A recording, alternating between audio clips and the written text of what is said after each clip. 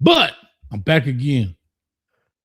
And I'm still saying Alabama. And here's why. Ooh. So let's dance. Here's why I'm saying, as you know, I know it's hard to beat somebody twice. And the score was what, 23-21, somewhere in there? 23-21. In their house. In their house. In their house. So here's what I'm going to say. And then, like I said, the floor is yours. Please educate us for all of the people that's coming in that want to learn about the Boomer Sooners. And then we can talk. Alabama is not the Alabama that people think of. I understand that, right? Kalen DeBoer has some huge shoes to fill, but I thought he's done a decent job with what he's had and what he's doing. But you can clearly see that Alabama is not the same Bama for the past 15 years, right? I think, is that fair to say? Yeah, no doubt. But they still got a gang of talent. They got a lot of things. Kalen DeBoer is a seasoned coach, been around for a long time.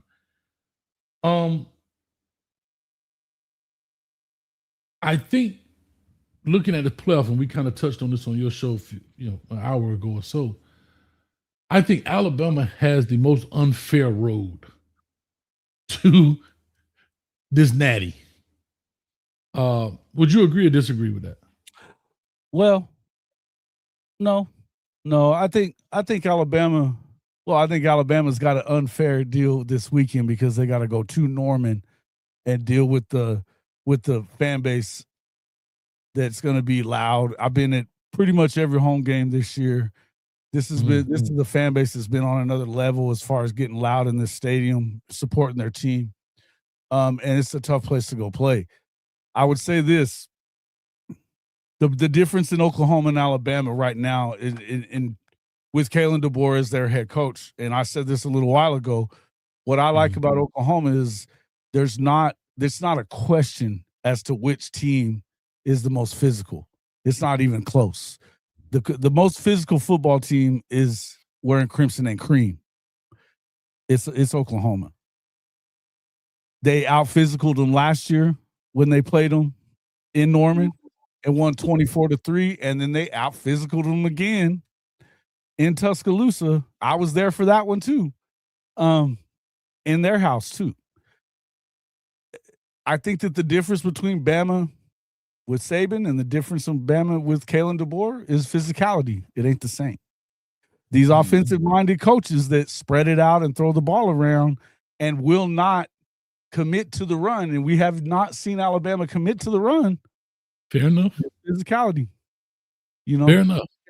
Fair enough. No, listen, it's funny you say that because I've always said when you look at defensive-minded coaches, you look at the Georges and the Kirby Smart, you look at the Brent Venables at Oklahoma, you look at the defensive-minded guy, Nick Saban's Bama's teams, you can see the physicality because that's the mindset. Most offensive guys are finesses, right? They don't want to wear overalls to work. They want to wear a suit. You know what I'm saying? They want to wear a suit to work. They want to be pretty. They want to have cufflinks, right? Defensive-minded guys, they want to go to work in overalls with a shovel over their shoulder, right? And a brown paper bag lunch. Well, that's how I look at it. Offensive-minded coaches, they want to go to lunch at Chez Cordon La Bleu, you know what I mean? And drink like this with their pinky up. So to your point, I agree. But back to what I was really saying. They're running some tricky plays. They're running trick plays to be able to keep their offense going. Their two of their scores were on trick plays. They're not.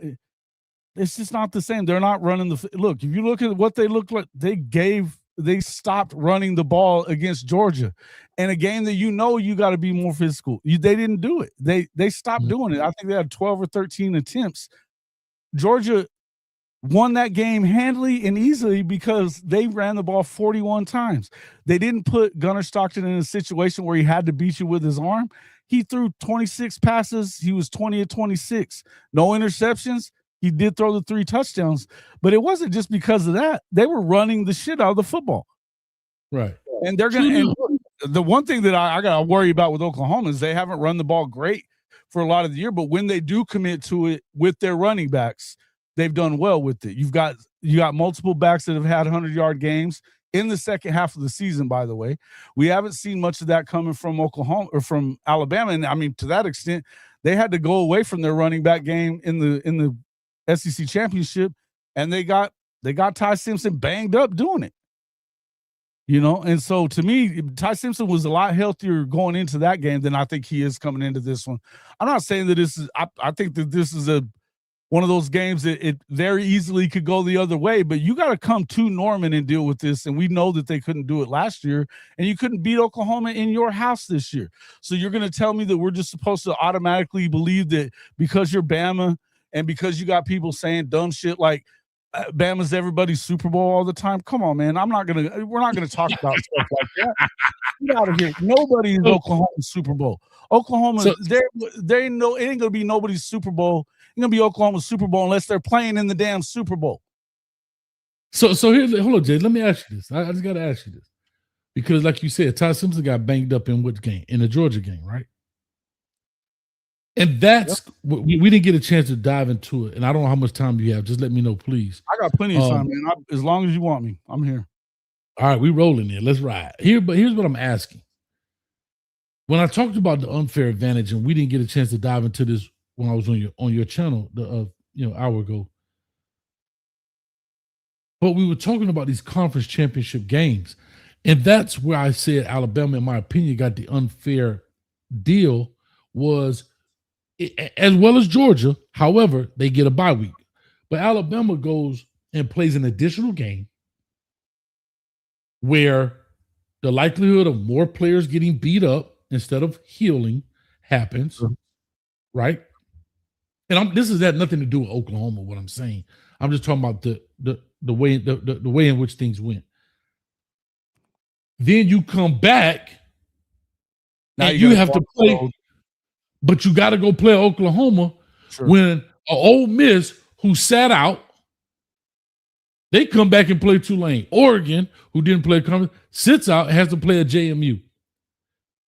And this is where the falsehood, in my opinion, of the quote-unquote bye week is Georgia didn't get a bye week. In essence, they got one this week. It's like they got an off week, but it ain't a bye week, if that makes sense, because they played when those other teams were chilling. But Alabama has none of that. They don't have an off week. They played in the game, and they're almost being punished because they were good, but they lost to the better team. You get where I'm going with this? Does it make sense? That's why I wanted to dive into this piece kind of even before we get into the I agree with what you're saying. Now that I know what you're saying, I would agree with that, because the fact that they playing in that conference championship is actually becoming, it's what we were kind of talking about for I don't like the selection process. I'm not going to sit here and argue about who should have been in, who shouldn't have been in, blah, blah, blah, blah, blah. I don't like the process of selection. And I think that similarly, the conference championship games are now out of date.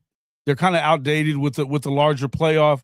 You're not really, when you start having to play this many games, adding a game like that when you don't necessarily have to, they've already won enough throughout the season to be conference champions, and it would have been Alabama that would have been conference champions. That's the only really thing that they lost by losing that game, because you didn't see Georgia move up. You didn't see Georgia move up into that number 2 spot. You didn't see Alabama move down. They just stayed where they were. And they weren't going to rank them above Oklahoma when Oklahoma beat them. So that being said, it was like but had you been conference champions, then maybe it's Bama that moves, that they're in that top 4, or they're definitely probably in the top 5 or 6 anyway, and they're going to be hosting a game instead of losing and having to go on the road like this. I would agree with you on that part of it. Yeah, and so that's my whole point, Jason, is so I don't understand. To me, I do not think they should get rid of the conference championship game. I think that is part of the fabric of college football. Playing games is the reason I'm saying that. You can go ahead and put those teams in and have play in with 2 versus 6 and 3 versus 3. Well, all I'm saying is, here's my point. Here's my issue. Why not? Let's first of all, let's get rid of the quote unquote bye week. Okay. Make it 16 teams. Okay. And that's it. Don't go any more, any less. 16 is fair. And make the first potentially, I proposed something. I don't know if they're going to do it. If you take the top 4 at the end of the season, You take the top 4 of every conference. That's 16 teams. The top 4 of each conference. And I know you got out the G5s. I'm cool with that. Yeah. Okay, the G5s are not. And if Notre Dame wants to play, join the conference. That's all I'm gonna tell you. Because if not, I look at Notre Dame the same way as I look at IMG Academy. Right? IMG Academy, because of who they are and they recruit nationwide, they don't play post season games. They play 10 and done. You can't have your cake and eat it too. At some point, we got to draw the line like a TJ Finley. No, sir. You can't play 7 years in college, right? No, sir. You can't just keep transferring school to school. At some point, we got to draw the line. Because Notre Dame plays a pseudo conference. I'm not going to get into that. We can talk about that later. But if you take the top 4 of each conference, I think there's only one team that is not in this current playoff that will be in the top 4 of each conference right now. And I think that's Duke. If you look at it as they stand today. So the very first round, you play 1 versus 4 per conference, right? Now, number 1 in ACC versus number 4 in ACC, SEC, Big 10, Big 12. The second round is championship week. It's conference it's like chip week. It's in the playoffs. It's kind of like the AFC champion versus the NFC champion in the league. You see where I'm going? It's built into it. Therefore, you don't have to eliminate it. And then you kind of randomize ACC versus Big 10 this year, SEC versus Big 12. The next year, ACC versus Big 12. You randomize so you're not always playing the same 2 conferences every year. And go from there. I think that's very simple. The problem is people still want rankings. And that's why I was telling you earlier, it's hypocritical. It's an oxymoron. You can't, it's oil and water. It never mixes. How you play and how you rank me are 2 different things. Because now it's, well, look who you played and look who I played. Man, I can't help who I played. I beat who was in front of me. Right. That's just how I look at it. Maybe I'm wrong. Talk to you. What do you think about that? Well, I told you on my show a little while ago, the reason that I don't want to see G5 schools in is because it's not because they can't beat anybody that they're going to play against, which I don't believe that they can, but that doesn't matter. I think that this is one of the things that I'll agree with Josh Pate on, that he's saying it's not because, you don't want to make that argument because guess what? Tulane might be able to play up against an Ole Miss team that doesn't have its coach, and JMU might find something for an Oregon team that is overlooking it and be able to at least make it a game. So that kind of messes with your argument if that's where you are. But what it is, and I just put it in your chat here, is look, the group of 6 conferences don't have to go through the gauntlet that the Power 4 conferences do to get into the playoff. It's not the same thing. You're not going by the same the same way of measuring them, right? We're telling you that you're not a national championship worthy football program at the G5 level because you're not, because you haven't proven that you are by playing up to this level that you have to play to in order to get in if you're in the ACC, the SEC, the Big 12, or the Big 10.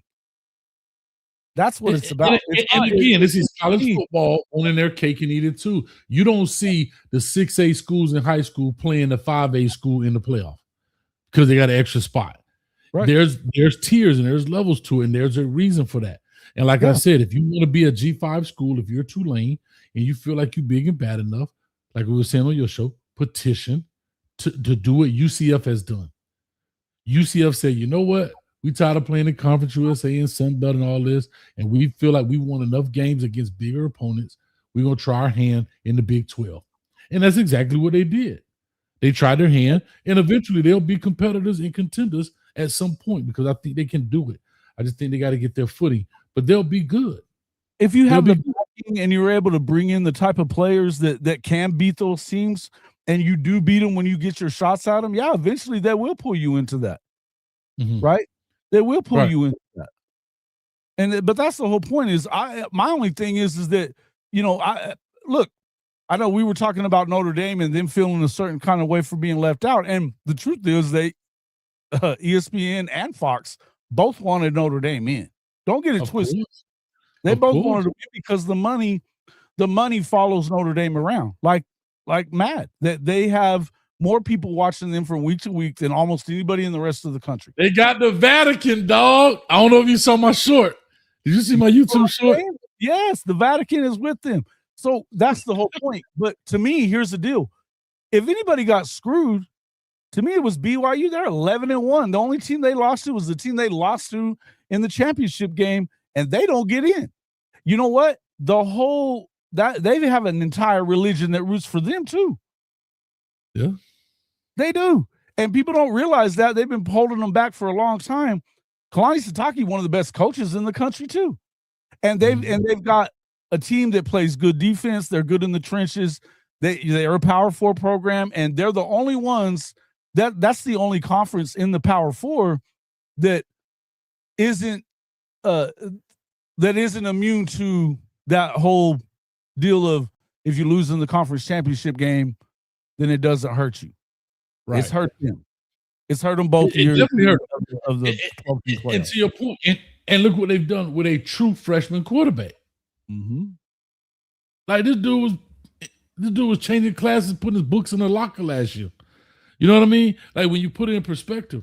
So to your point, yes, I totally understand. I'm with you. And that's why I say in my heart of hearts, and you haven't added and you have not added a game.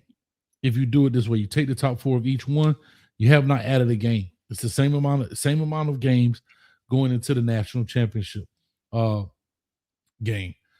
I just feel that way, you know. See, the problem is people want their cake and eat it too. Well, the SEC got more team. Well, bro, you getting 4 representatives. How many schools are represented in SEC this year? 5? Yeah, 5 in for SEC. Mm-hmm. 5. How many are being represented in the Big Ten this year? 3. It was opposite last year. 5 from the Big Ten, 3 from the SEC. Right. So we talking about y'all get 1 less team. Boo hoo. And all we saying is take a G5 out. Right? Mm-hmm. Take a G5 out. Take 2 G5s out. And give those remaining to the ACC. What's the difference? I don't see a difference here. I don't see what the big cry is. Okay, you got 5 this year. You have 4. Big Ten will have 4. ACC will have 4. Listen, I wouldn't have a problem with all that. I think that that's not probably going to happen because of the way it's set up, and the SEC and the Big Ten, and I would say and the Big Ten, because it ain't just the SEC.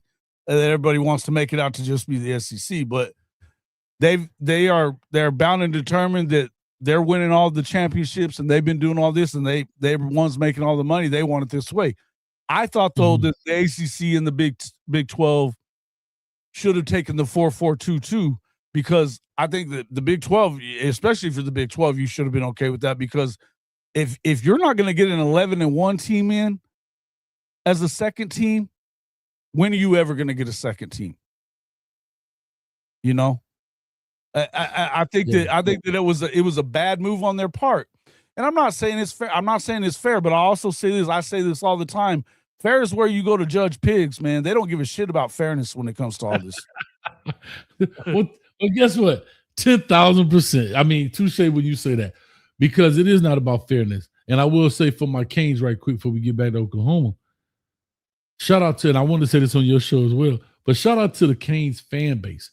I think the Canes fan base stood up, showed out, knew the assignment, mission accomplished. Because if they didn't, they were prepared. They were prepared to put Notre Dame in. But the light got so bright, the noise got so loud, it's almost like everybody's pointing at you like, oh, he's stealing. And you're like, not me. And you put it down. You know what I mean? You were prepared to do the wrong thing. You know, hey, it's like this. And you got the phone, you're like, oh, he's stealing. No, I'm not. I'm not stealing. I was just looking at it. The narrative about they had to be next to each other for them to like talk about them as comparative teams. They have the same record. This was going on for weeks. Same record against basically a lot of the same teams, same record, and you got a head-to-head, and you're not going to compare them together unless they're ranked right next to each other? What the hell is that? I've never heard of it before. You'll probably never hear of it again because it didn't work. it was bullshit, and that's what I want to take it out of the hands of people like Hunter Yurachek and his clan. What the hell was he doing? That it was a bunch of bullshit the whole way around. I think Cole Kubelik said it best is like, look, anything you can do to keep it from being, if you're telling us, at least if Yurachek would have said, you know what, and I'm going to tell you that I still believe that head-to-head has to matter. But had they come out and said, you know what, yeah, we understand that they played them in the first game of the season and they lost to them by 3 points, but we feel like now Notre Dame's a better team than they were then, and Miami isn't a better team than they were then. If they'd have said that and just admitted that they just wanted to go with Notre Dame and not Miami, at least you could have said, okay, well, it's still fucked up, but at least you wouldn't have been bullshitting everybody. Well, but that's the thing, though. You can't admit, right? You got to double down because now you're basically going against the rules in which you wrote. So you're actually not even following your own rules. So I have to come up with something. And I know you know that. They never do. They never do. I agree with you on that. Right. But I can't say that I'm not going to do it. Like, I can't tell you that, hey, Jason, you can't do this, da, da, da. And then be like, oh, no, I can't do that. But that's, to me, I'm happy that the Canes are in and so forth. Let me ask you this, but going forward. Let me ask you about Brent Venables. Gets the job at Oklahoma. Where you've been an Oklahoma fan, I guess, for a very long time, probably all your life. Yeah. I went to Oklahoma, so yeah. Okay. Were you happy with the hire when he first got it? Was he the guy, like, were you ecstatic, like, yes? Well, I mean, I wasn't positive that it was the right move, but it was shaping up to be, it was either going to be him or Dan Lanning. And I think that when it comes to defenses and the defenses that we've seen Brent Venables build, not just at Clemson, but also at Oklahoma in the past, I thought it made sense to me. It definitely made sense to me. Now it's taken some time for him to get where we had hoped that he would get a little quicker, because as you know, at places like Oklahoma and Miami, the patience is not a virtue that we have in abundance, I would say, as far as being fans of these programs. We expect it now. We expect it yesterday. But the truth be told was Lincoln Riley left a shell of the team that he was left at Oklahoma for Brent to deal with and to bring into his own, to mold into his own program. I think that right now they're in good shape. I think they need to be better offensively. And, part of that is gonna require him to get more involved in what's going on the offensive side of the ball, I think. But I think that he's built this team in his image, and they are physicality and believing in what they're doing. I don't think that this defense believes you can put them in a bad position. And the reason I'm bringing that up, because he's in year 4, right? And we know everything has been sped up, right? It used to be 5 years to get your guys in. Well, of course, we know that's not true anymore. Transfer portal, NIL, all that good stuff. And when I look at it, like I said, first year you go 6 and 7. All right, that's your excuse year. That's your, get your feet wet year. Then he goes 10 and 3, which is boom, phenomenal. But then he drops 6 and 7 again. Were you guys worried coming into this year? There's like, I'm just thinking about it as a fan, because I haven't really had a chance to talk about a lot of Oklahoma football. So that's why I'm kind of turning this more into an interview about Oklahoma, so I can learn as well. Is that a Buc-ee's? Is that a Buc-ee's cup? Shout out to Buc-ee's. Oh, hey. But they are. Oh, hold up! I got a Buc-ee's. I got a Buc-ee's sticker, man. I went over to the Daytona. I got a shirt too. I wear every now and then. They're owned by A&M people, though. Are they really? Yeah. Holy smokes, man. Yeah. Actually, I get. So do they have a lot of Buc-ee's in Oklahoma? They have a lot of those, I would assume. Not in Oklahoma. I'm sorry. In Texas, there are a lot of them in Texas for sure. Yeah, that's where they. Yeah, but they're growing. They're supposed to have a few that are being built in Oklahoma, and I've seen them pretty much everywhere else. I've traveled all through the South and Florida and everywhere else, and they're everywhere now. Georgia, Florida, Alabama. The only place in Florida, only one I know of. I think they're going to build one in Ocala. They said off the turnpike, but the only one that I know is off of 95 outside of Daytona area, the Daytona area. But I don't know Yeah. why they don't have one around Orlando. As many people, because so many things come through Orlando so far as I-4 Turnpike. You're It's not probably far on the from way. 95. Yeah, it They're probably probably on is. the way, man. They're putting them everywhere. It's an Yeah. awesome store, though, isn't it? Awesome store. Oh man, it's the Walmart of gas stations. I feel Isn't it? that's Yeah, probably the yeah. best way to put it. Yeah, man, no doubt. Yeah. So anyway, back to this. So like I said, going back to Oklahoma, looking at Brent, because here's the thing: long time DC under Dabo did a great job. I thought that's where he was going to stay forever because I think one time I heard about him saying, "Man, I don't want to be a head coach. I just want to coach football." And we all know when you become the head coach, you shake hands, kiss babies. Football is the last thing you do. I don't care what nobody says. I don't care what level you're on. That's the truth. And I understood that he was getting paid very good money at Clemson to do so. Well, like $2 million. I mean, hey, who can't live off $2 million? I don't have to go to. I don't have to go talk to the AD. I don't got to talk to the president. I don't have to go do conferences. None of that kind of stuff, right? But I believe he jumped ships because I think he saw what was happening with Clemson, and he said, "Man, let me just try my hand at this." And he turned out to be pretty good. I think there was a lot of That question was the marks only on him. job he was willing to take was Oklahoma. He always wanted it. I think he wanted it when Lincoln got it. He didn't get it, but I think that was the only job he was willing to take. Auburn almost had him at one point. He didn't end up taking it. Even his alma mater, K-State, tried to hire him a couple of times, and he didn't take them either time. There's been some opportunities for him So to why take. Oklahoma? If that's not his, if that's not his alma mater, like what is it about Oklahoma that says, okay, this is the one I want? Well, he got hired from K-State by Coach Stoops at the very start. He was there through the entirety of, other than the last couple of years of Coach Stoops being the head coach, is when he went to Clemson. So I think he went to Clemson in 2011, 2012. Okay. Yeah, he's there almost 10 years, yeah, or not About longer. right, maybe. And then Stoops was gone within a couple of years after that. So, but it was, but aside from that, he was there as a coordinator the whole time. He knows that you can. I think that he just knew that he would get what he needed at Oklahoma to be successful. It was the job he wanted. It's the place he wanted to have it. So, Well, that's awesome. So looking at him now going into this, because I'm looking at him and I'm thinking, because I think I'm a defensive guy myself, and I look at his defenses and I'm like, man, they flying around, they getting to the ball, and that, I've broken down, as you know, I do the WRE, the watch rate evaluate, broken a lot of the players have gone to Oklahoma and so forth. What makes him special? I mean, we know what he did at Clemson, but what makes him special? Why is it that he can get the job done as a D? Is he the DC? Maybe not on paper, but he does call plays defensively. Is that it? no, he even said it out loud. He was calling, because he was kind of on the hot seat after going 6-7 for a second time. He was on the hot seat. He didn't have, and he was. They were gonna hire. They tried to hire Jim Knowles away from Ohio State. He ended up at Penn State, and but I think when that didn't work out, he just said, "You know what? If I'm gonna go out, I'm gonna go out on my own, on my shield. I'm gonna do it myself." And I've always been under the gun. He's always been.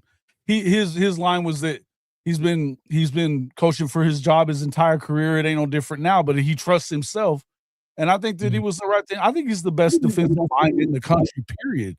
I mean, I just think that he is. So I think that it's clear that he's been able to do that, and what he's built this team into. Look, if you look at the last really good defense that Oklahoma had, was probably when Gerald McCoy and those guys were there, which was been like 2010-ish, 2010, 2011. Mm-hmm. It was the year before, because they ended up basically, they didn't really fire him, but it was when they got rid of Heupel.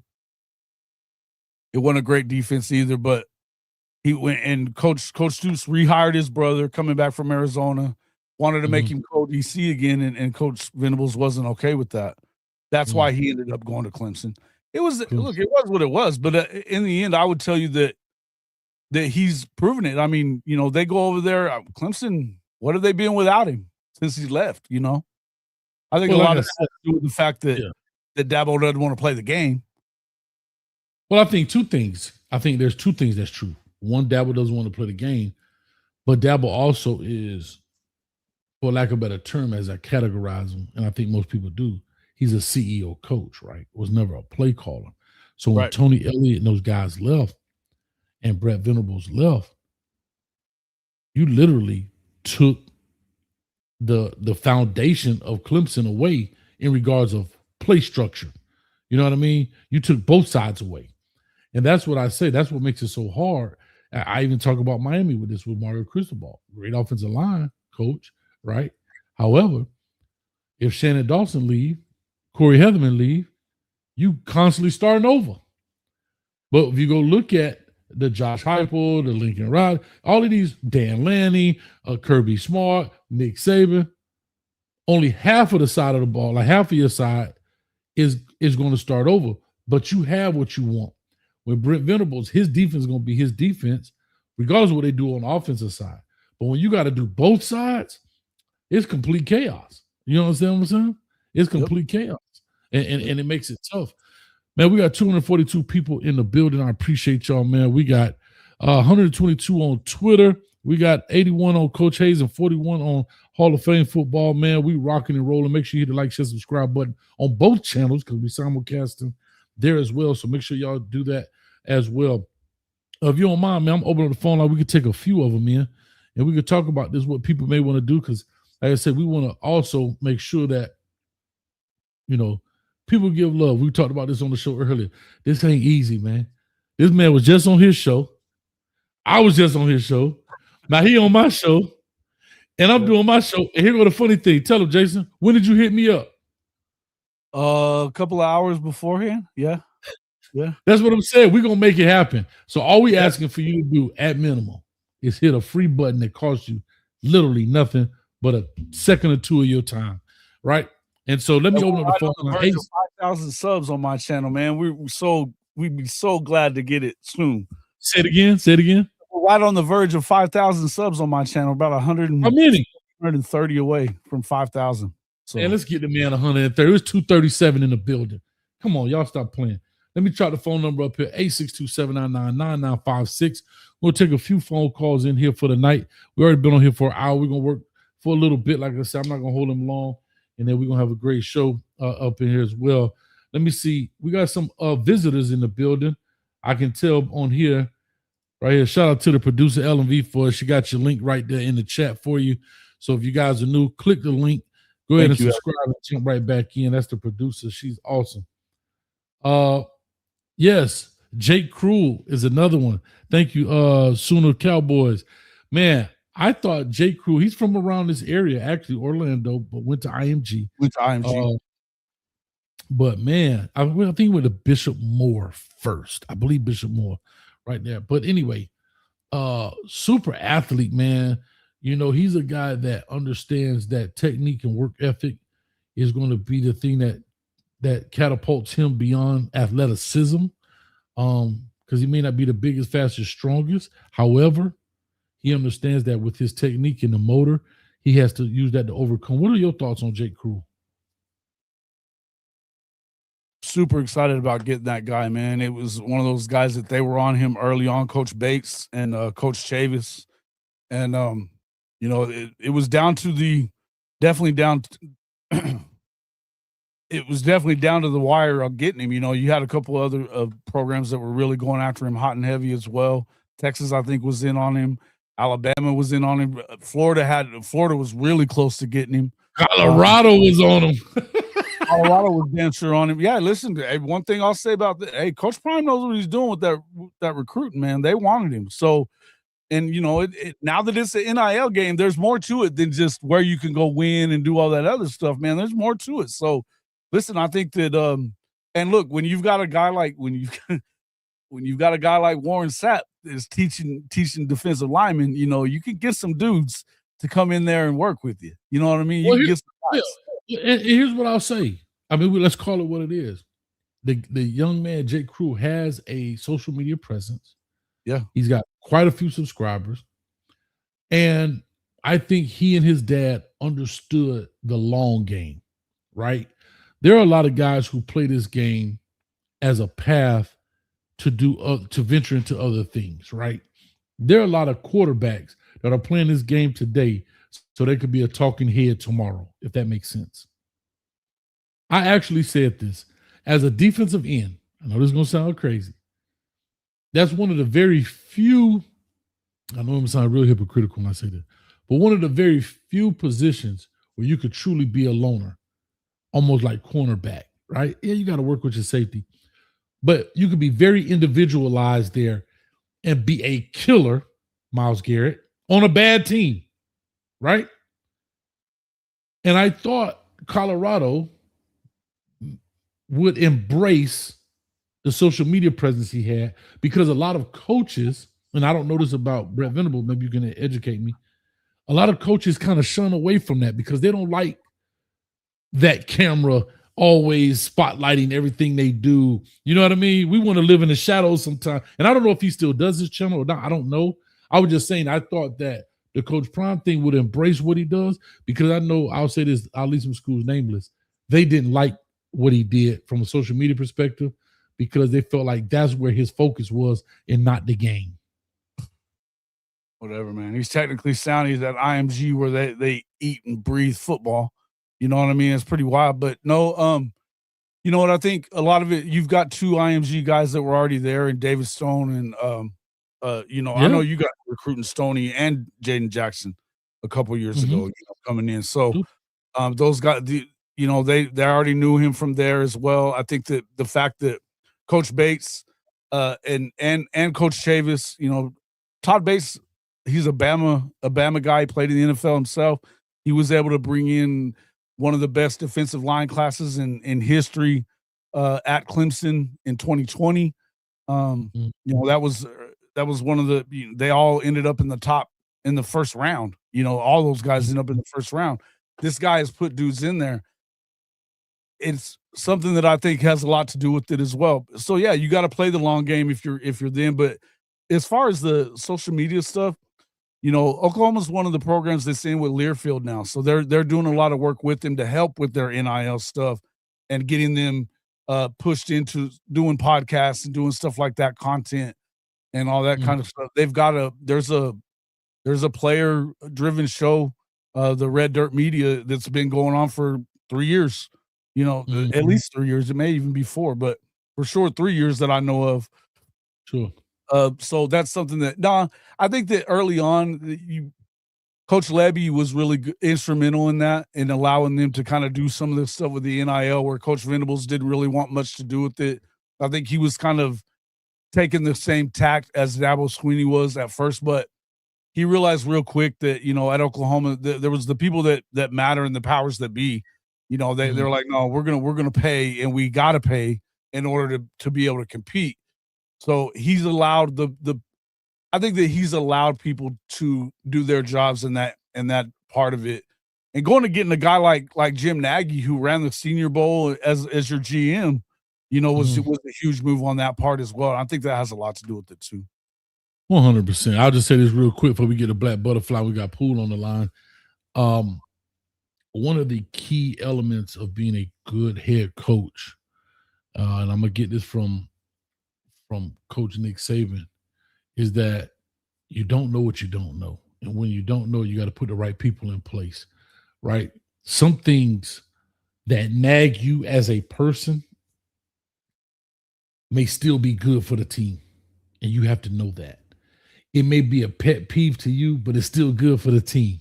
You know what I mean? Like, there's some coaches that hate chants, you know, right? But if it make your team fired up, well, damn it, guess what? So as a coach, guess what you have to do? Let me go walk to the other side of the field while they clap their pads and get fired up for the game. I'll put Coach Jason in charge of it. I can't handle it. You know what I'm saying? Works, you know? Don't get in the way of things that work. But you have to realize that. And that's where coaches make very vital mistakes. They want to run things at such a regiment that they don't realize the game evolves right around them. And yeah, you did that in the 80s and the 90s and maybe the early 2000s, but now, you know, songs are shorter. life is changing. Think about it. Rap songs are 2 minutes long. We used to get almost like an essay. You had an intro rap verse, you had the 3 bodies, and a conclusion rap verse. Now it's boy, I mean that song over. Like, huh? Back in my day, we just getting started. But anyway, I'm saying all that to say that, to your point, to Brett Venables' point as well, if he identified what he didn't know and put the maybe right people in charge to do that. That's really what I'm trying to get to. Let me get to the phone line. Maybe we're gonna take a few calls if you got questions for Jason, Hall of Fame media. Y'all check it out. Black Butterfly in the building. Talk to us. Hey, Coach, and welcome to the podcast, to Coach Hayes' podcast, Jason. Thank you. Jason, right? Yeah, Jason. Thank you. Okay. All righty. Coach, I have a question for you. If we can pause a bit for Oklahoma and Bama. I got a question in regards to Miami and Texas A&M. Okay. What was the toughest game that Miami had this season? The toughest game Miami had this season? I mean, on the surface, you want to say Notre Dame when you look at the ranking and who they are. On the surface, I would say no. Play quality game. The toughest game that was physical and everything. What was the toughest game? Quarterback was on point. The defense was very, very physical. What game was that? Black Butterfly. Talk to me, girl. What you doing here? I love it. Miami's toughest game. Are you meaning like they had to compete or they played like a well-oiled machine? I'm a little confused. They had to compete. What game was that? Oh. They had to compete because the other team was giving them hell. So what team was that? What game was that? Did we have to come out with a win or a loss? I would say SMU. We lost. No, I'm asking. Which one? I mean, our 2 losses were our toughest games. I would assume our toughest games were our 2 losses. We didn't come out on top. Okay, that answered my question because that was going to be my next question. How did y'all do? Yeah, I would say so based on your criteria. Yeah, based on the criteria on what you're saying, like playing, coming from behind, doing those type of things, not playing well, but fighting adversity would be the 2 losses, Louisville and SMU. 2 close losses. Okay, so 3-point loss and a 6-point loss. Was Louisville a really good team? Were they a good team? You know, sometimes the score can lie. Were they really physical? Did they go at back? I think they ran the ball well. I think that Louisville was during their season was hot and cold. I think Louisville. I'm not talking about the season. I'm just talking about that. No, I know, but I'm just kind of trying to give a little background because some people didn't watch them, so I'm just talking. But Louisville themselves, if you look at that particular game, I thought they maximized and they found our weakness, and we never adjusted to it. So they got physical. They ran the ball and they did things extremely well. So you all can't stop the run. I like what you're doing, Black Butterfly. I love it.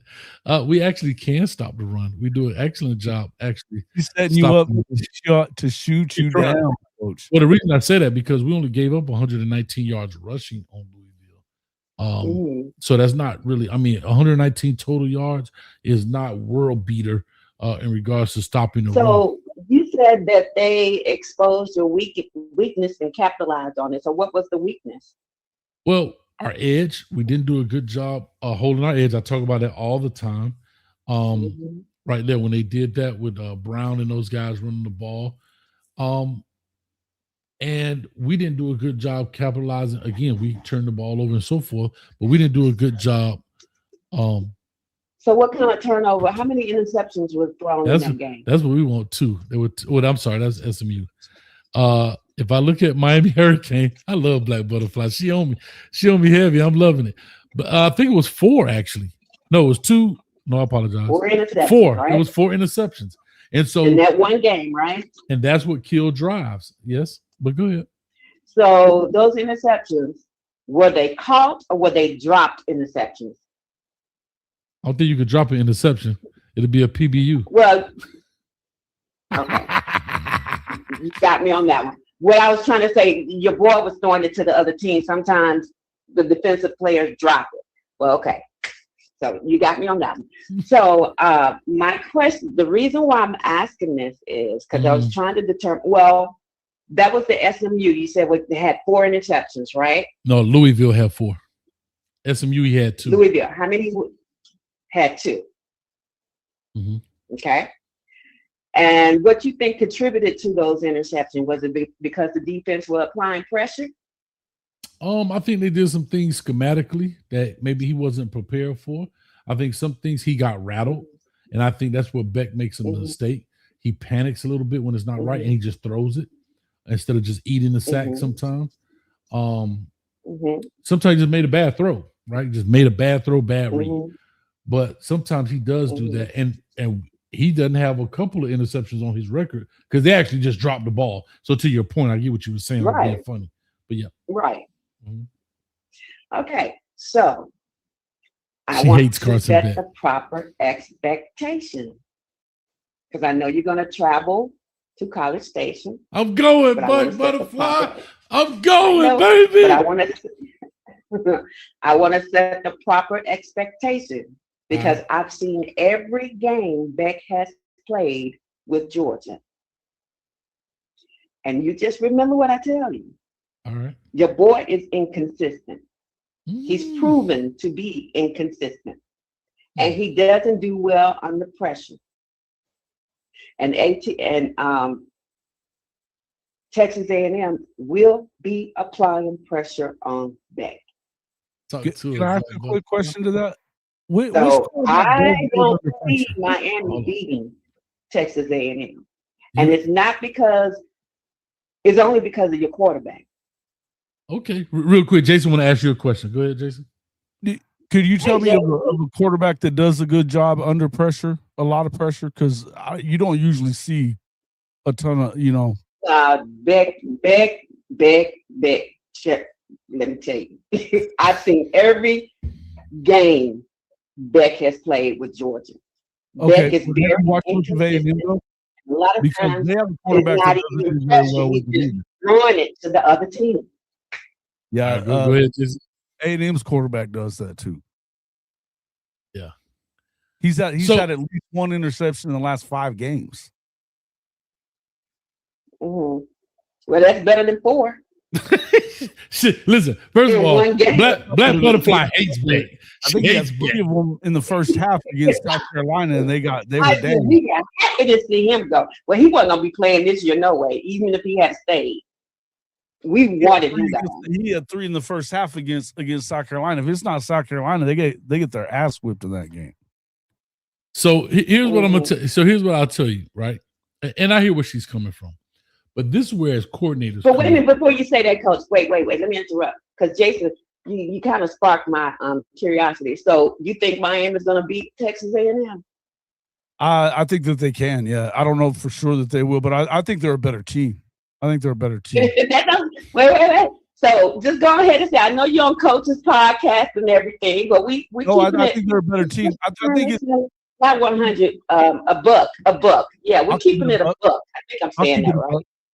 So, do you think Miami is going to beat Texas A&M? Not a point of they can. That don't sound too confident.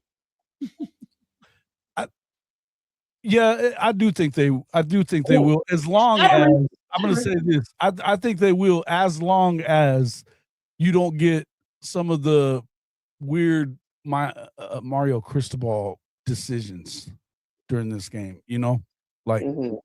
Because he's been known to kind of gag up a game here and there. So to me, I think it's more about Mario than it is about the quarterback situation, because I think if you're looking at Carson Beck versus Marcel,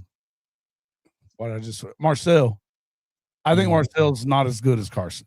I don't. And I think that he's shown that he hasn't, had it not have been for them playing against South Carolina and being at home in that game, by the way, they lose that game because nobody else is going to give up. They were losing 30-3 and ended up winning 31-30 in the second half. But he had 3 terrible interceptions.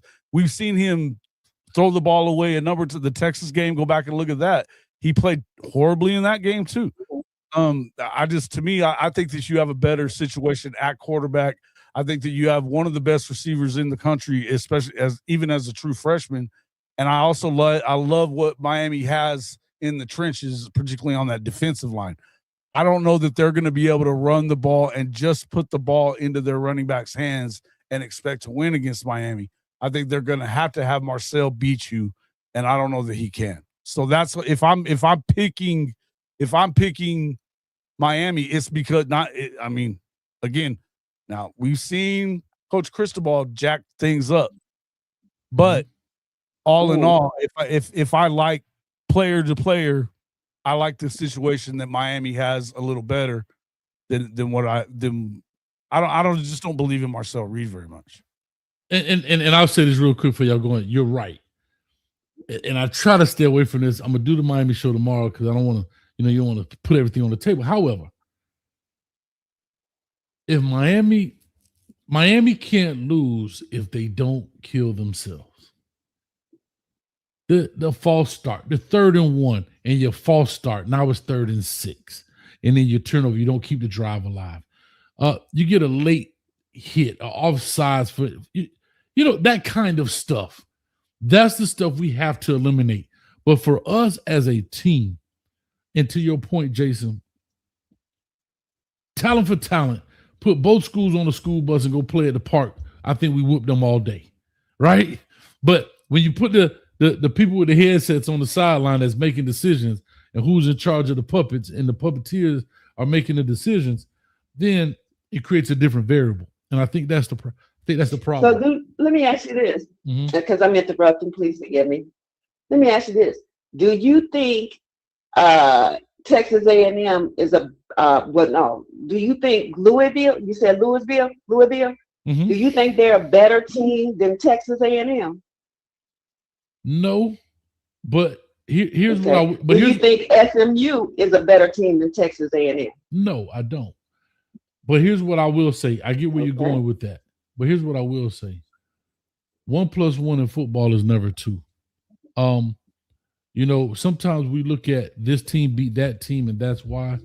But what people don't realize is in this game, and this is why I love this game, there are so many variables. I'm looking at the physicality. No, I get it. And Texas A&M is more physical than Miami. Right, but they didn't. I feel like Texas A&M is better battle tested than Miami.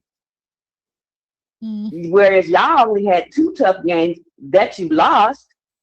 The 2 toughest games you had, you lost to them. Whereas Texas A&M has had several tough games. They played kind of the bottom half of the SEC. Yeah. They played all the interim coaches that were coaching. They played them all. Yeah, they played. Listen, they played South Carolina. They played LSU and fired their coach. Arkansas, they done fired him. Florida was bad. Mississippi State bad. Auburn, his coach got fired. They played Notre Dame. Good game to beat them. Utah State, UTSA. So to that point, I'll say this. This is why we have to play the game. That's all I'm going to tell you. And guess what, Black Butterfly? On Saturday, in 3 days, 13 hours, 55 minutes, and 53, 52, 51 seconds, we finna ride Lassie all the way to the glue factory. I don't know what that means. But anyway, let me get the next callers on. I'm going to you, baby. A&M's been Texas 8-4 since World War II, man. That's just kind of how they roll. I don't believe that they believe that they can get all the way through this. They've been Texas 8-4 since World War II, man. They're trash. It's just the way that they are there. Yeah, I don't believe. And I like Mike Elko. I struggle to believe in them, really. Yeah. All right, let me get the next call in, Black Butterfly. Oh man. Okay. All right, man. Pooh, where you went? He came in and he left. All right, we're going to somebody I think you know. I'll let him introduce himself. Talk to us. What's up? the gumbo fireman is here, you know. And she gave a whole lot of rules. Y'all better make it right. She don't mess around and take notes. That's how you set up an argument. It was how the butterfly did it. You saw what she was doing to me? Argue about something with me. Come on and do that. Come on and bring some data. I don't know you two. She was throwing haymakers. Her gumbo had some jalapenos in it. She was ready to fire your ass right up. But see, I'll tell you this. Me and Black Butterfly, we go way back like 4 flats on a Cadillac. We're in a Kingo to the back. Here's what I'm going to tell you. I know that she hates Carson Beck. So because I knew where those questions were going, but I have to give her credit. To the average man, she would eat them up, but she messing with a juggernaut around here because I know her. I know thy enemy. Listen, not real. To just say that Carson Beck was trash and all that, it wouldn't have done her any good to come in here and say that she came in and brought something to the fight. She brought a weapon with her instead of just walking in to a gunfight with a knife. Listen, I loved it. I was like, she finna start cooking. I could feel it because when she started, that's why I said Black Butterfly. I like this. I said, yeah, she cooking, and I like it because she actually had me on off guard because I wasn't sure when she said, "What was your toughest game?" My mind wants to say, "Okay, Notre Dame," but what do you mean? And I wanted to say, well, the toughest game, but we actually lost those games with Louisville, SMU. When you look at them in totality, shout out to Black Butterfly, man. She be keeping us on our toes in the Discord as well. But Bishop, talk to us, man. I know you're a boomer sooner. Hey, all I know is you better Oklahoma and Bama better be ready to fight in our phone booth because that's what type of game it's going to be. And all the talk is going to be done. The bottom line is when it gets down to it, it's going to have 2 strong defense where the offense has to pass their final grade. Period, point blank. Well, damn it, that makes me worried there, Bishop. If we putting this on the Oklahoma offense, then we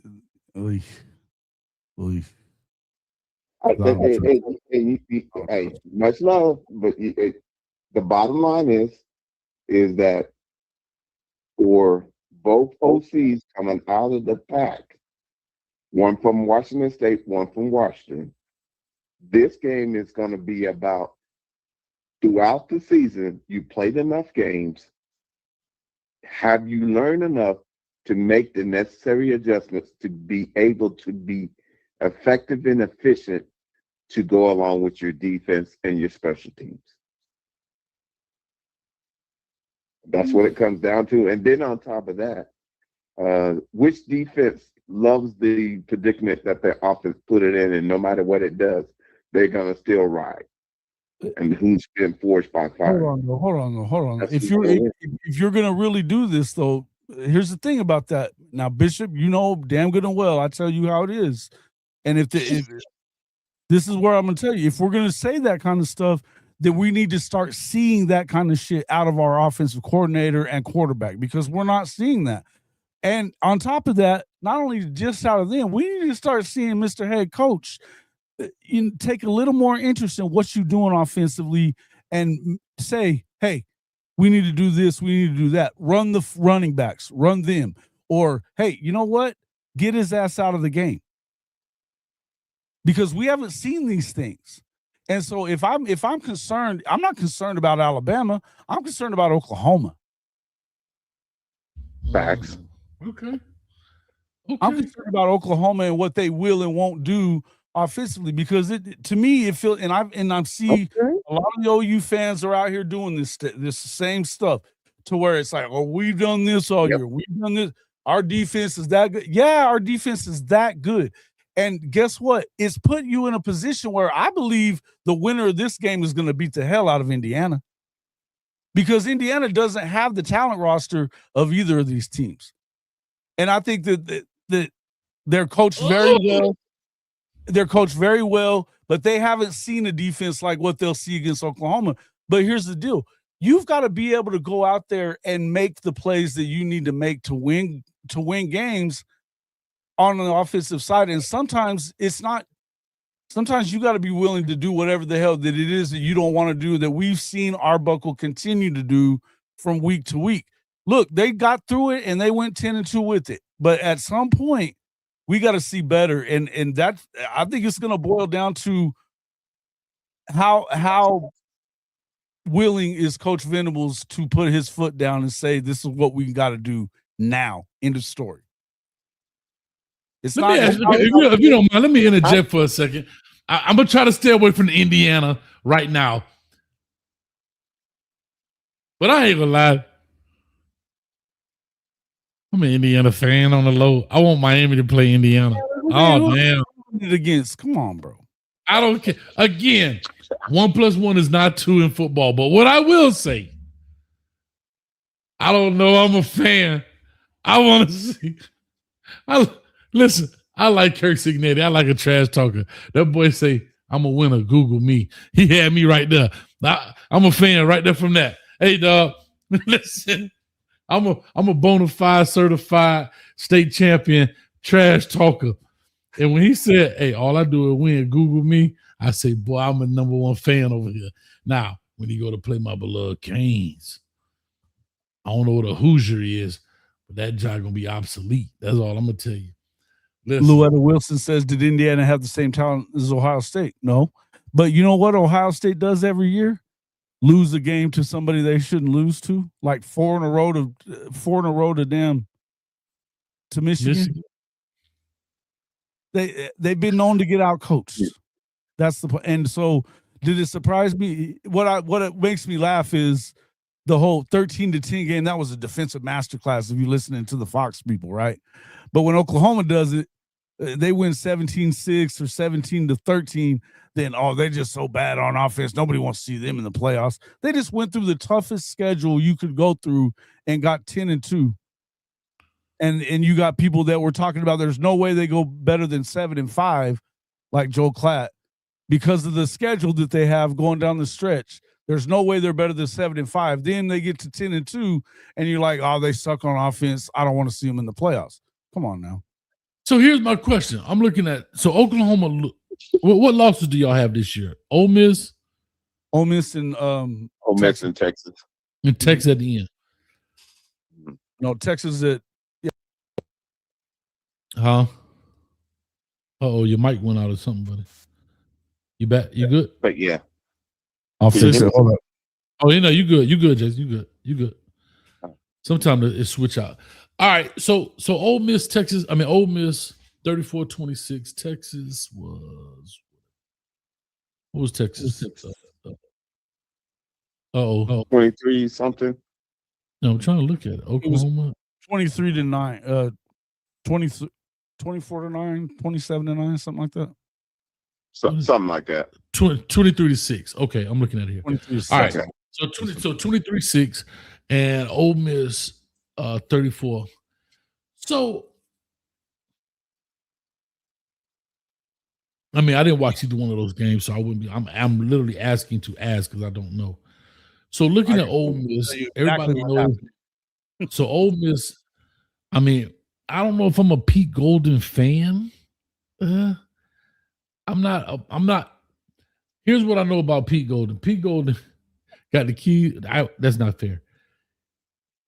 He was labeled as a defensive coordinator coming from UTSA under Nick Saban. Mm-hmm. We all know the Nick Saban formula is, get an unknown guy, run your defense. I think he knows more about them than the most, right? Pete Golden may be a very smart guy, cerebral guy, understands the game, but could be controlled by Nick Saban.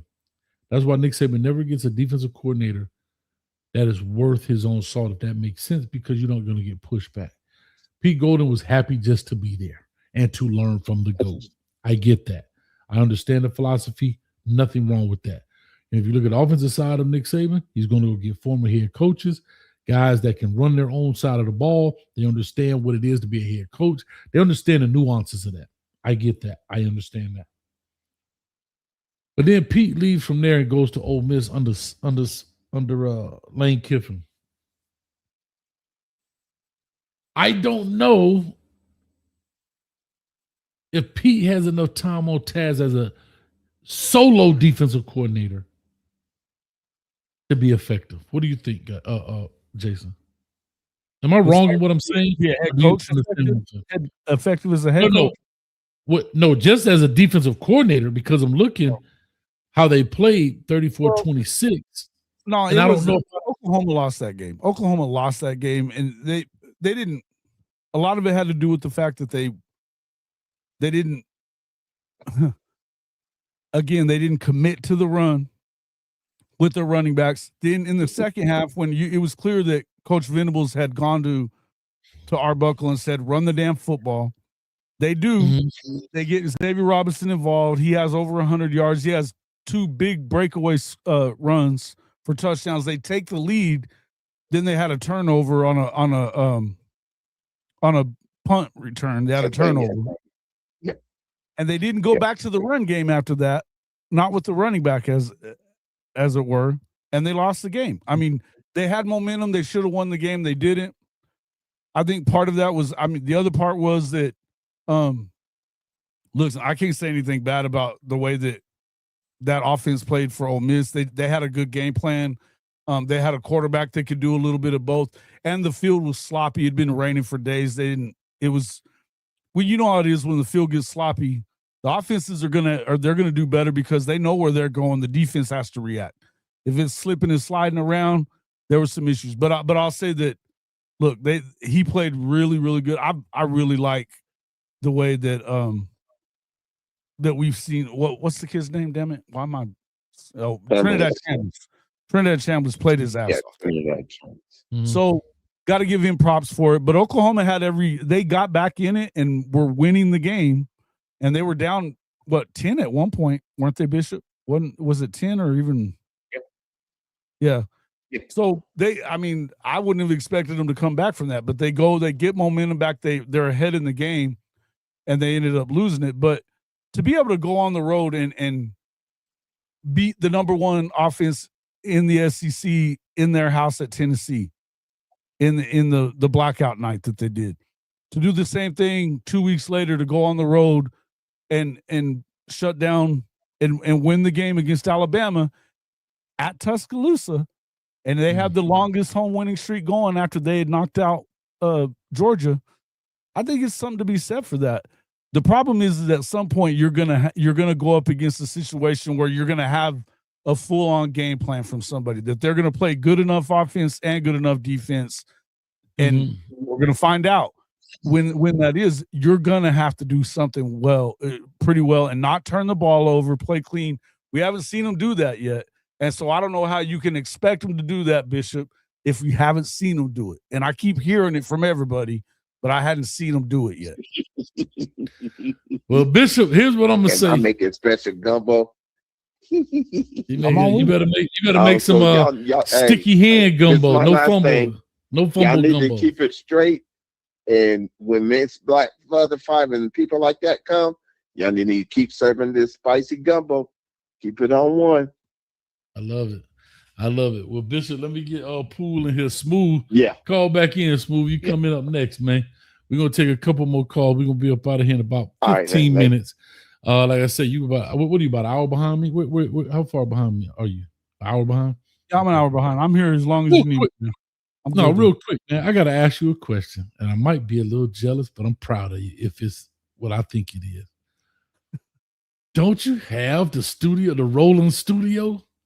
Yeah. Holy smokes, brother. My man, my man. Right now. Yeah, I had a chance to see shout out to Bishop, man. Bishop does a great job with you guys, Oklahoma. I have to give him nothing but his love right now. He reminds me of our guy, Brother Jay Blaze. I call him the glue to the U. Well, Bishop got the gumbo for OU, if you understand me, because he loves spreading the good news about you guys. And I think he sent me a clip, and it's a trailer or something like that, right? How cool is that, man? How cool is it? So it's mobile. You can roll with that thing and everything, huh? The mobile Hall of Fame mobile studio, man. It's something I've been wanting to do for the past couple of years, and I finally got it put together towards the end of the season, and caught a couple of games in it. So it mostly, the end of the season is I'm trying to get it all worked out and how we were gonna have to do it. But yeah, man, I'm in it now, 100%. So I'm ready to take it to another level, man. I'm excited about it. Yeah. That's pretty cool. I always said, as I'm getting pulled on here in a second, but I always said, man, I remember telling my mom as a kid, I said, Mom, I'm a little kid, like 10, 11. So I want to retire and I'm going to follow because this is when they had the Madden Mobile. Remember that? The Madden Mobile, the RV? Oh, yeah. The bus. Madden Cruiser. The Madden Cruiser, yes. Yeah. And I said, because he didn't fly. So he had to get on that thing to go everywhere. But anyhow, I said, I want to do that for the Hurricanes, Mom. And I'm going to do it. When I retire, I'm going to have the Coach Hayes Mobile or whatever it's going to be called. The Coach Hayes, whatever it is. We're going to see one of the RV sponsors. We'll get it on location if we end up matched up in some way this year. I'm going to wrap that joker with some craziness. That's one of my retirement goals. That's one of my retirement goals. So when they put me in the boxing, put a smile on my face, my man. I love it. Let me get one of our members in here, man, Jordan Poole. And if anybody, listen, if you're on the other side watching this from Hall of Fame Media, please call in, man, 862-799-9956. The phone line works both ways now. Come on. It's free. All right. Poole, talk to us. What's up, man? Hey, what up, Coach? How you doing? I'm good. What's up, man? Yeah, I had a double back, man. My girl called me, so I had to hang up. You know what I'm saying? I get it, man. She come first, man. We just some dudes on the internet. Yeah. But I went and subbed to Jason. I went and subbed to him. Good. Hey, appreciate that, man. Awesome. Appreciate you. But I think Oklahoma's gonna get it, man. And you talking about it's hard to beat a team twice. Ask Texas Tech how they did it. Okay, I know how they did it. They put some. All right, then. They put some dineros in front of that thing. Beat up, man. They all beat up. They've already beat them twice in the last 1983 Oldsmobile. They've had 10 owners, 3 accidents, man. They beat up. Nah, they are beat up. Matter of fact, I know you on here, but I want to ask you this, Jason. And that's something a lot of people don't talk about. Injuries. What are the injuries looking like for Oklahoma? Who are some of the key guys that are out right now? I know Mateer had a thing with his hand or thumb or whatever it was. Yeah, the only ones that they had like out, I think Gentry Williams would be a key one, but the guys that have backed him up all year have done a great job in the secondary.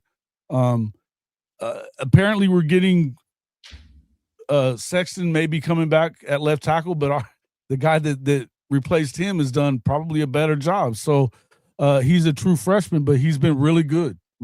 So at the left tackle, but so the injuries that they've been most worried about was to the running back. So you've got Torrey Blaylock, a true freshman. He's been hurt all year.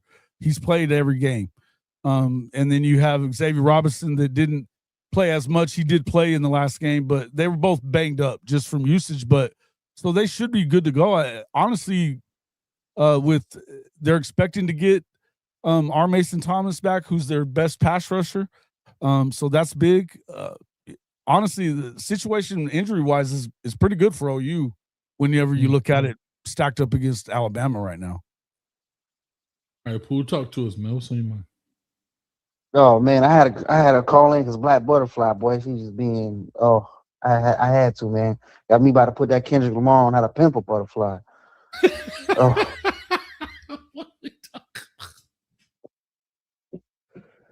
She come in here like, hey man, back man, you can't. That's my quarterback, bro. You got to back ease up off him. I know I can talk shit, but you can't talk shit.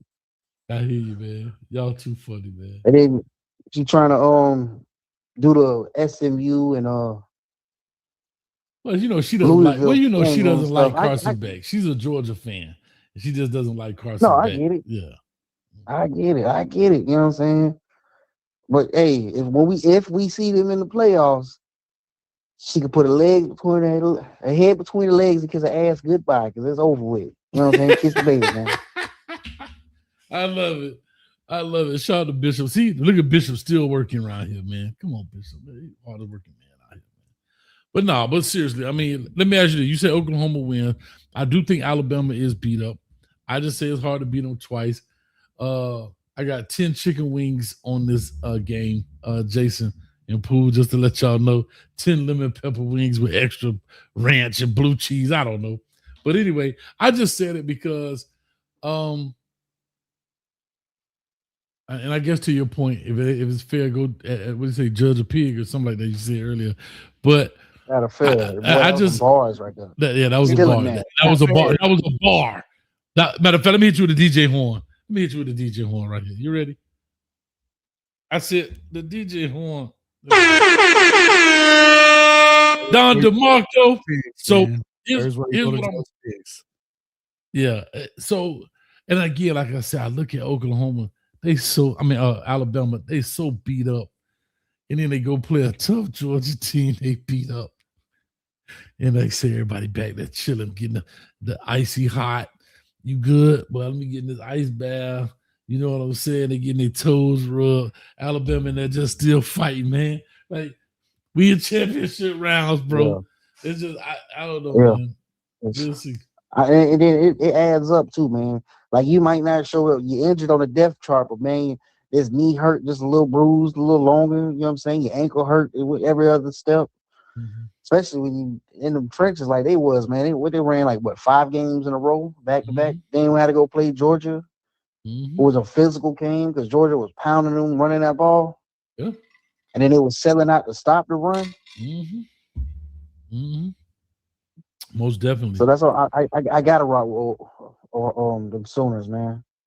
Boys, I hear you, man. I'll be happy happy to see what happens. Good, man. And I like only thing I don't like about Oklahoma is how they got David Stone, man. Because I wanted him to be walking that them cane colors. Hey man, he's an Oklahoma guy though. He came from here. He went to IMG obviously, but that was scary, man, because his mama wanted him to go to Miami. His mama wanted him to go to Miami, and they were able to talk her into it. And he ended up staying at home, and that's where he wants to be. It's like but I tell you, Jaden Jackson has been unbelievable too. But Stoney, last year he was hurt a little bit and didn't play as much. This year he's been unreal. And I mean, he's this guy, next year they're out of there. After next year, and for sure, he's possibility of being a top 5 pick. That's how good he's been. He's just been getting better and better. But we're excited about that. I watched pretty much all the big wigs in college. Man, I was watching the Troy game before I clicked on him, man. So that's to tell you how I am about that. The Troy game. I love it. Yeah, man. I just look at Oklahoma. And I thought Lincoln Riley. I would have never thought Lincoln Riley would have left to go to USC. Let me ask you quickly about that. And then, Poole, I know you could jump in definitely. When he left, I don't want to say y'all thought it was over, but were y'all disappointed? Were y'all like, what is going on? You know what I mean? Like, what? I was seeing it coming, man. I can see it coming. There had already been a lot of talk about him leaving before, the Cowboys were talking about getting him that year before that. There was a lot of talk about it, but I'll tell you, you could tell something was up because as good as Caleb Williams played, he was acting like he didn't want to go back to Caleb Williams the week after the Red River game when he brings him back.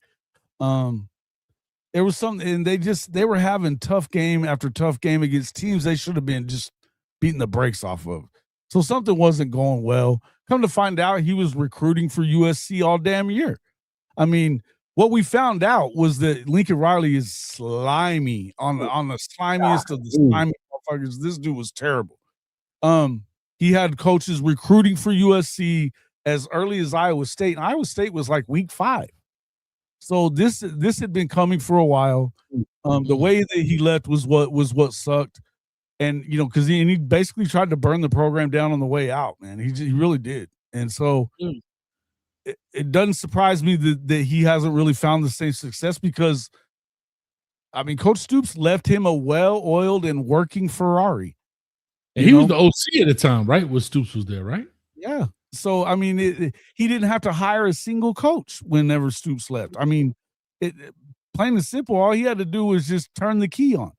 And from year to year, they got smaller and different, and it just, as he did start making changes, it got worse. So the fact that they won as many as they did in the Big 12, I always tell people that you got to realize that the Big 12 wasn't that good anymore. They were getting worse. Texas wasn't good.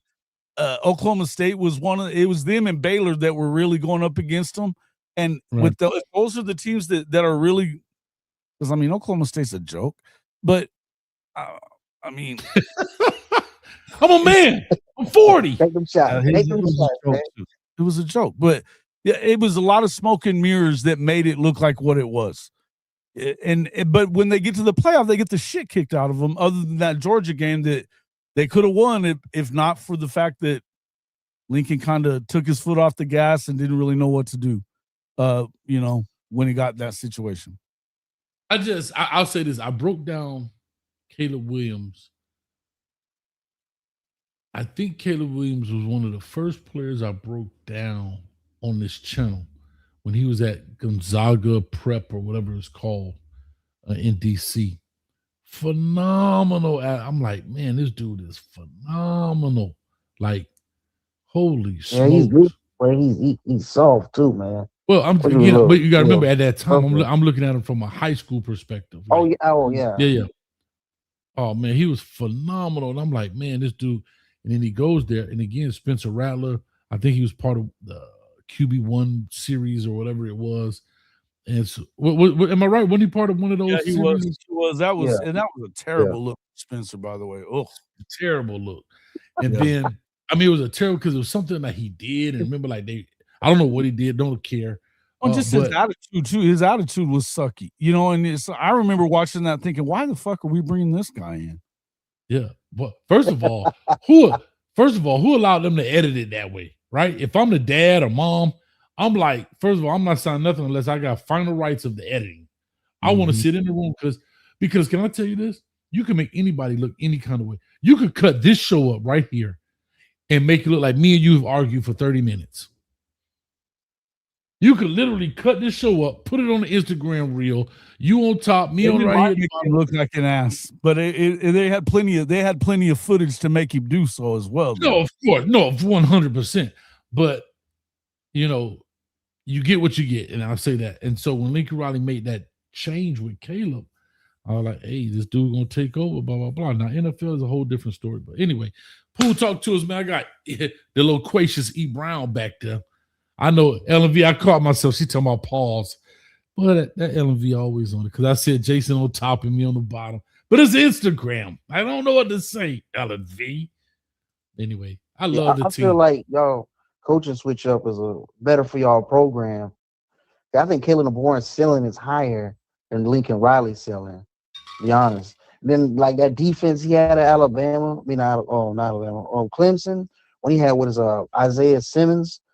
Man, he had Isaiah Simmons all over the field. Had him lined up at the end. Had him lined up a linebacker. Had him dropping coverage. Guarded your player's best player. If your best player was a running back, he was on you. If your best player was a quarterback, he's sending a blitz with him. If your best player was a wide receiver, he's putting them in coverage. Yeah, they got smaller and less physical every year, bro. Every year. Yeah. And look at y'all now. Y'all are a physical team. And you got to salute that, man. I'm a trench baby, so I love me some BV, bro. I love me some BV. I think there's some things that he needs to get better at for sure. But this is your first time head coach. I'm glad that they didn't get that knee-jerk reaction and fire him like a lot of people have tried to get him to do. I think that if you give him the right amount of time, they're going to be fine and they can win an Natty. But I feel like I think this year, I think it's going to depend on what do you do? Are you able to step in and say, hey, this is what we have to do offensively and be able to pull out this quarterback if you need to. And I don't know that they will. So that's a concern for me.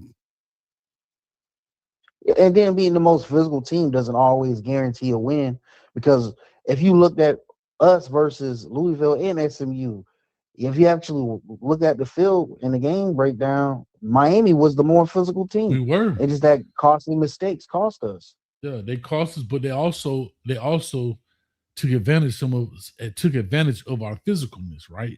They did things that counteracted that, and that's what I was trying to kind of say to Black Butterfly when we were talking. And one of the biggest mistakes I think a lot of people make is because Team A beat Team B doesn't mean that Team A can't beat Team C. You get what I'm saying? Yeah. Because there's so many I get variables it. that go into Because this. there's the times Man. we done dog walk the team. The team we dog walk plays the team we about to go play and make them look sorry. And then that sorry team give us the hardest fight we ever had. Exactly. 100%. So, and there's so many variables to it. And it's never just, you could pinpoint it, just say it's one thing. You know what I mean? But man, we had a 2-hour mark. I got Brian, and we're gonna wrap this deal up. Let me turn this phone number off. Yeah, and before I go, she tried to say Texas A&M was a more physical team than us.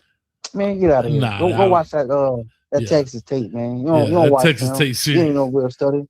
It sounds good. You talk loud. It sounds good. It's entertaining, but don't make it right. Let me tell you something. 3 days, but 13 hours, 22 minutes, and 52, 51, 50 seconds, Jason. But we put foot off in their behind. Pooh, much love to you, brother. Thank you, man. Yes, sir. I'm gonna call in tomorrow, especially when we talk them Canes. Oh, I got a good guest tomorrow, boy. I mean, I got a great one tonight, but I got a good cane for y'all tomorrow. I got a question for you guys. I want to get somebody from the other squad, man. We gotta start DMing people. Bro, they be scared to dance with Coach. They don't want to come in that kitchen. You want to know why? Because I be whipping that work. When I get in that kitchen, boy, I'm trying to tell you, I made that souffle. I made that souffle. Well, look here, I don't pull no punches. I cut no corners like a Wendy's burger, if you understand me. Anyway, let me go ahead, man. There's a bar right there. Let me. Is that? All right, y'all. All right, brother. DJ Lagway? No, I hope not. I personally don't think so. Brown will come to you. Give me 1 second. I personally don't. I actually, and again, this might be the old, like I said the other day on the show, might be the old me, might be the old stick in the mud. Everything that I said about Brett Venables and seeing, doing what you don't know and all that good stuff. I believe that football is not that far gone where you can't take a guy, if you properly vet him, look at him, evaluate him, his talent, and roll with him. I.e., I don't care what nobody say. Go look at BYU. They took what that kid did and maximized it and went 11-1. And the ACC ain't too different than the Big 12. The only thing is he's been injured since he got there, and they never let him get healthy. Is the weird thing about it. Who? The quarterback? DJ. From BYU? No, DJ. Oh, DJ, you mean. Yeah, because they don't have nobody else, and the pressure to win was too high. That's the problem. See, and that's back to what my point is once you started the Cam Ward and it went that 1 year, okay. It is my opinion. When you got Carson Beck the next year, I say you'll never get off this treadmill. You'll be chasing that carrot. You will be chasing this carrot until you win a natty. Because here's what I know Coach Cristobal can't do. He can't go with a Luke Nickel and go 7-5. Fan base will eat him alive. You got a Darian Coleman everybody's fired up about. That's just at Jones High School. They can't go 7-5, 8-5, 7-4, whatever, 8-4. Like, you can't be mediocre again because it's going to be a natural growth progression. The first thing you're going to do is, well, look at BYU. They went 11-1 with a first quarterback. Yeah. But now, so is Coach Cristobal has to keep on getting portal guys? Is that what you're getting at? When do you develop the guys you have? Because if you look at the games we're in, they're not playing. Yeah. You got an Emory Williams that, in my opinion, should transfer. Why? Okay, I sat behind Cam. Okay, first of all, Tyler Van Dyke was there. Coach, I came in, Coach, and beat a Clemson for you, Coach. And you say, hey, I'm going to go get a Cam. All right, Coach, you know what? I don't like it, but I can respect it. Cool. I'll take my time. I broke my arm. I'm cool. I broke my arm at Florida State. Only lost by 7 when it was on the run, but I'm cool. I get you. Then you come back the next year and over transfer portal me with Carson Beck, excuse me. Now you've been to come back, and now Sam Levitt is the hot name. So what changes with Luke Nickel? What changes with Darion Coleman? What changes with any of these young guys? Like, when do those young guys get burned where they can get an opportunity? For example, you brought in the DJ Lagway that was highly touted because Graham Mertz wasn't that good. So you decided to pull the plug on Graham Mertz and let DJ Lagway finish out the season. Well, DJ Lagway got that experience, those 6 games of getting your butt kicked in, but you learn. Where does that happen in Miami? That's the problem. Like, that's where you have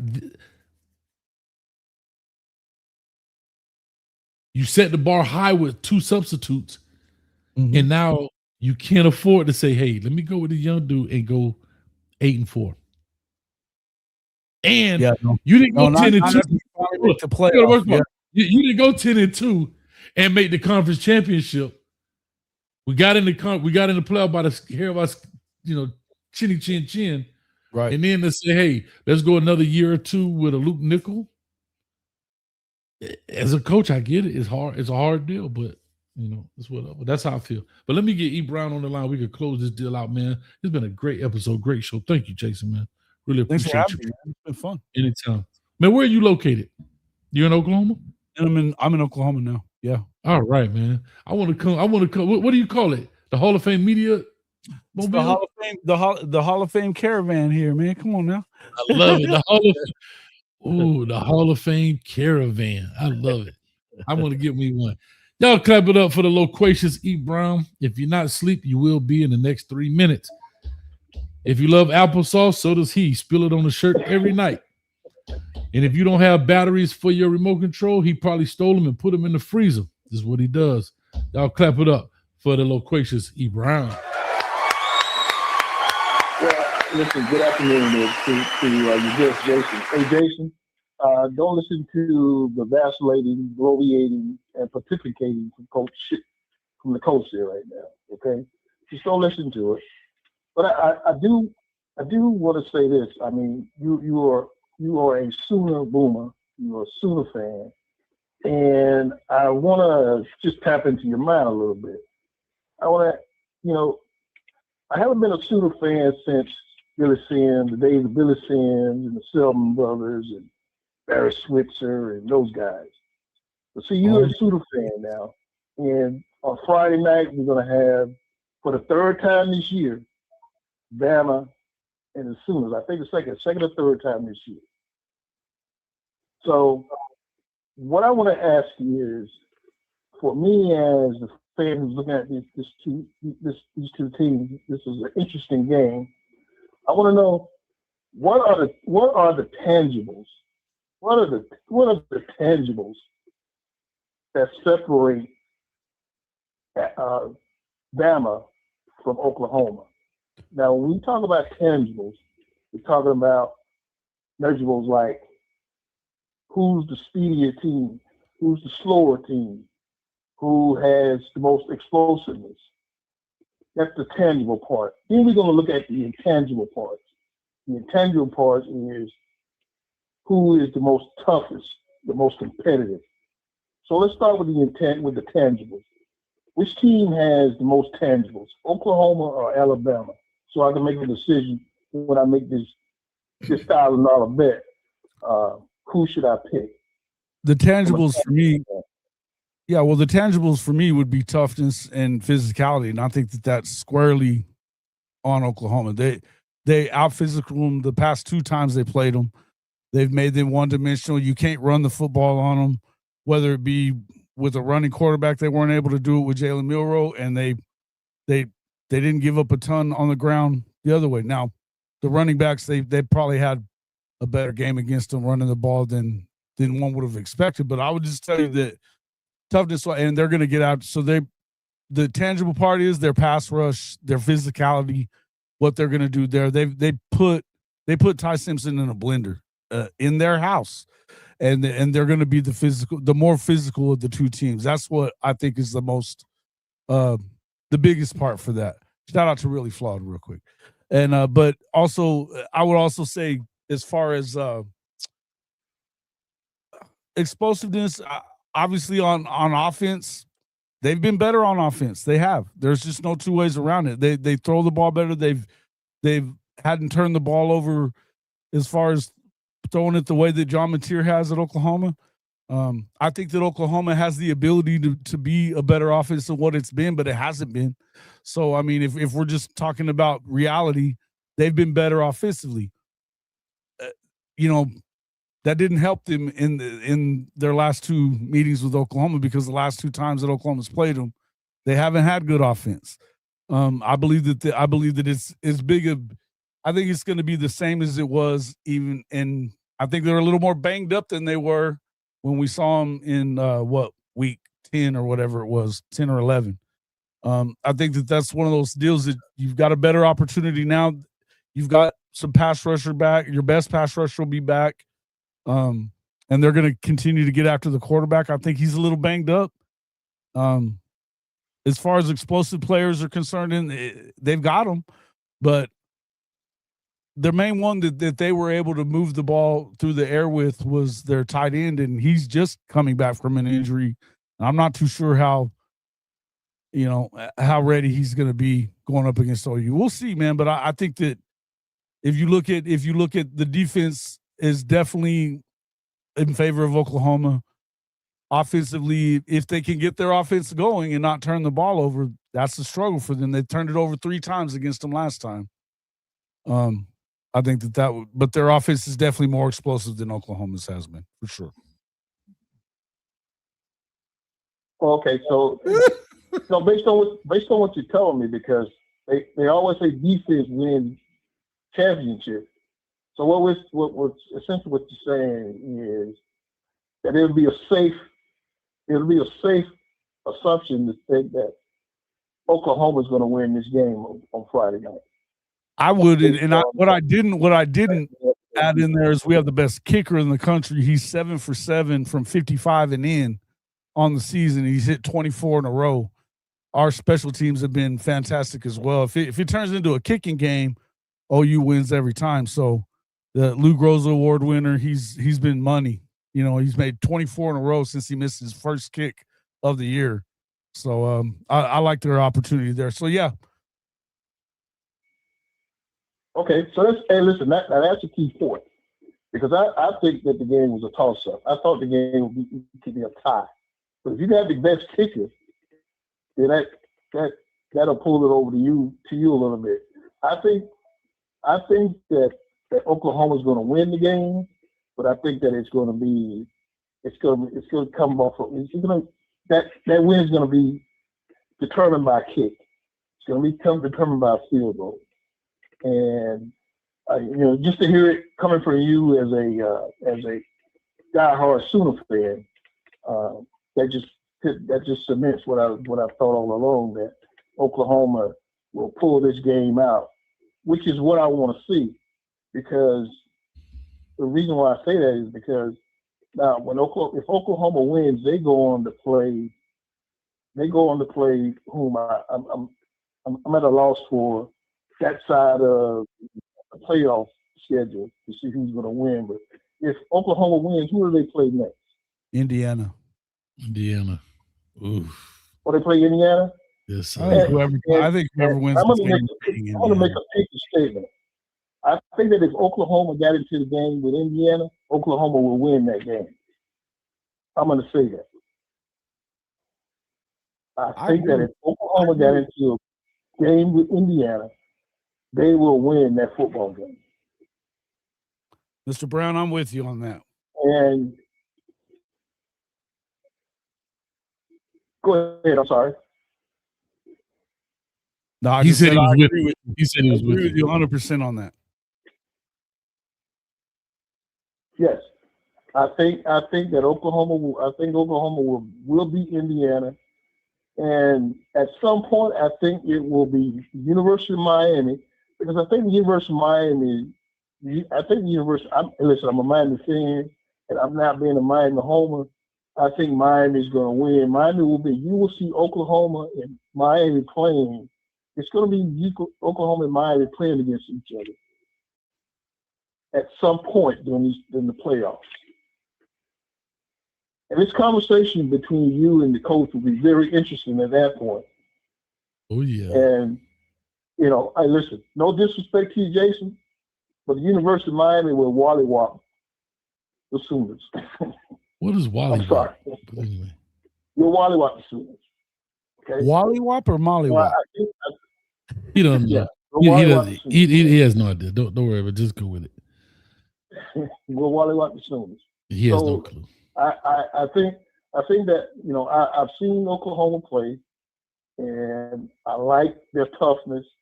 I like their defense, and I think that they're going to beat Alabama, and I know that they will beat Indiana. I know they'll beat Indiana to move forward into the playoffs. And I just wanted to say that, get you guys' opinion on it. You know, you two college football aficionados. First thing I wanted to say, man, E. Brown, appreciate you, man, as always. Jason, I know you've watched this channel. You probably don't know this, but E. Brown actually skinned the first pig, and that's why we call it the pig skin, and made the very first football. I've actually watched it with him on the show before. It's great. Yeah. Yeah. And the laces of the football were made from the intestines of the pig. That's why it was dubbed the name pigskin. E. Brown was the very first one to do that. So I just want to let you know what you're dealing with, the history and the legacy of Father Time that we have on the line here. So, but you know what? But go ahead, Coach. I'm sorry. No, I just want to say he's very polite as well, as you notice. Most older guys are not that way, especially when they spill applesauce on their wife beater. But here's what I'm gonna say. I can't wait to see this game Friday. I love the fact this is 2 different days. I'm traveling early morning. I'm gonna be in College Station, acting a straight donkey. So if you don't see me, check the docket. Because here's what I know, Jason. If the Canes don't win on the field, we damn sure gonna win in the parking lot. That's all I know.